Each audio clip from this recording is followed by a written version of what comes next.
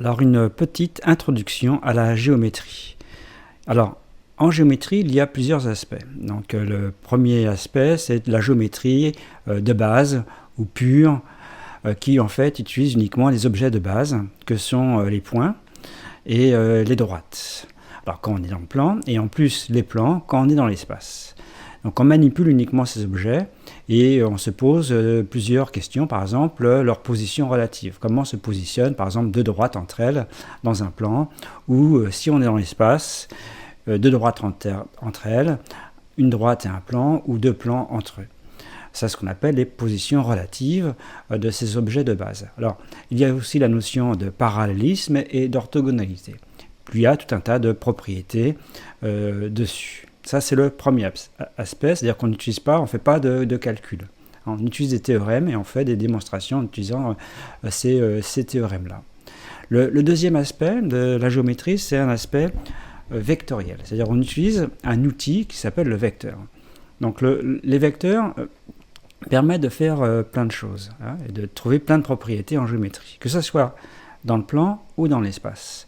Alors déjà, les vecteurs permettent de caractériser en partie ces objets de base, que sont les droites ou les plans. On utilisera des vecteurs directeurs, par exemple, pour donner une direction d'une droite ou une direction d'un plan.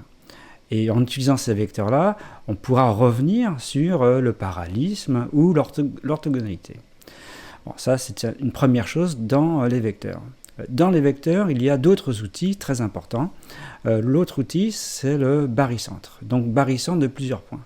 Donc, un outil qui sera très performant parce qu'il permettra de démontrer, par exemple, des problèmes de concours de plusieurs droites dans le plan ou dans l'espace.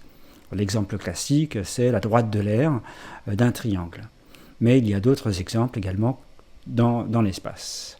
Donc, le barycentre, et le dernier outil des vecteurs, c'est le produit scalaire. Alors, le produit scalaire, aussi bien dans le plan que dans l'espace. Donc, ces outils, on pourrait appeler ça du calcul vectoriel. Et le troisième aspect dans la géométrie, c'est l'aspect analytique. En fait, quand on est sur une droite, on peut y mettre un repère, et à partir du moment où on y met un repère, un point est associé à un nombre. C'est ce qu'on appelle son abscisse. Et réciproquement, si vous avez une abscisse, vous avez un point. Donc vous avez une sorte de bijection entre R et les points d'une droite. Quand vous êtes dans le plan, vous pouvez faire pareil avec un repère du plan. Donc quand vous avez un repère du plan, un point est caractérisé par deux réels, ce qu'on appelle les coordonnées. Connaître les coordonnées, c'est connaître le point, et réciproquement. Donc on fait des calculs sur les coordonnées. Et quand on est dans l'espace, c'est pareil, vous avez un repère dans l'espace, et vous avez dans ce cas-là 3 coordonnées. Et on fait des calculs sur les coordonnées, ce qui permettra d'obtenir des propriétés, donc des objets dans l'espace. Alors on pourra caractériser comme ça le parallélisme et également l'orthogonalité lorsqu'on a un repère ortho normal, que ce soit dans le plan ou dans l'espace. Ce sera très intéressant dans le sens où, par exemple, dans l'espace, on pourra caractériser une droite par ce qu'on appelle une représentation paramétrique. Alors ça, c'est quel que soit le repère. Et un plan dans l'espace pourra être caractérisé par ce qu'on appelle une équation cartésienne.